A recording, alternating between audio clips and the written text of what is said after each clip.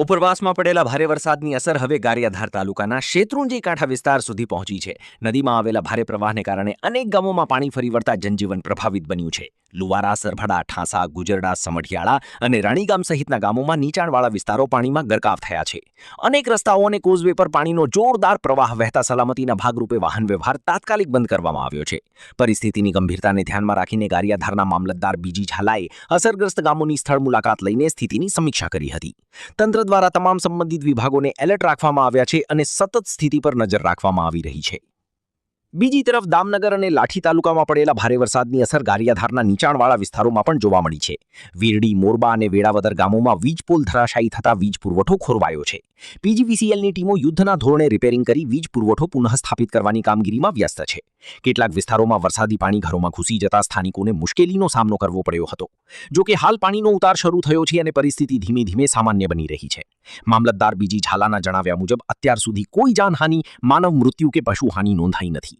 જોકે કેટલાક સ્થળોએ રસ્તાઓને નુકસાન પહોંચ્યું છે અને વહીવટીતંત્ર સતત પરિસ્થિતિ પર નજર રાખી રહ્યું છે. તંત્રએ લોકોને અપીલ કરી છે કે ઉપરવાસમાં વરસાદ દરમિયાન નદી, નાળા, કોઝવે અને અન્ય નીચાણવાળા વિસ્તારોમાં જવાનું ટાળે, અફવાઓથી દૂર રહે અને માત્ર તંત્રની સૂચનાઓનું જ પાલન કરે. બીજી ધારી ડેમમાં પડેલ પુષ્કળ વરસાદને કારણે શેત્રુંજી નદી રેલાઈ ગઈ છે. તેથી કાંઠા વિસ્તારના ગામો ઠાંસા, સરમડા, લુવારા, ગુજરડા, રાણીગામ, સમઢિયાળામાં મેં જાતે વિઝિટ કરેલ છે. કોઈ પણ જાનહાનિ કે માલહાનિ થયેલ નથી અને રસ્તાઓ તૂટી ગયા છે. જેથી તમામ જનતાને જણાવવામાં આવે છે કે આવી રીતે જ્યારે પણ ઉપરવાસમાં વરસાદ પડે તો પણ કોઈ પણ નીચાણવાળા વિસ્તારમાં નદી નાળા કાંઠે કે કોઝવેમાં કોઈ જવું નહીં. આથી તંત્ર દ્વારા તમને સાવચેત કરવામાં આવે છે. Thank you. એક મિનિટ જી.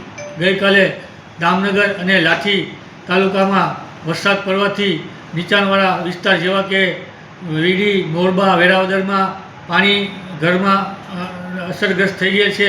ત્યાં પણ જરૂરી વીજ પોલ પડી જવાથી જરૂરી તંત્રને સૂચના આપવાની અત્યારે વીજ કામગીરીમાં પુરવઠો શરૂ કરવા પીજીવીસીએલને જણાવવામાં આવે છે અને તે દ્વારા અત્યારે કામગીરી ચાલુ છે.